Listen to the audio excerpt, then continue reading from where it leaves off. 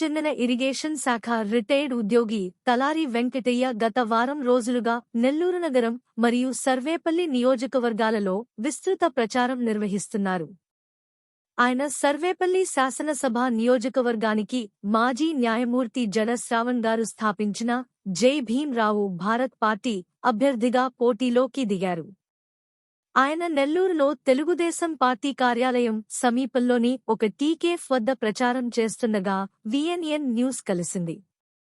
ఆయన మాట్లాడుతూ అన్ని పార్టీలు దళితులకు, బలహీన వర్గాలకు మేలు చేస్తామని అధికారంలోకి వస్తారు, కానీ వారికి చేసిందేమీ లేదన్నారు. తమ పార్టీ అధ్యక్షుడు మాజీ న్యాయమూర్తి కావడం వల్ల ఆయన పార్టీ అభ్యర్థిగా తనను గెలిపిస్తే సామాన్య ప్రజలకు న్యాయం చేస్తానన్నారు.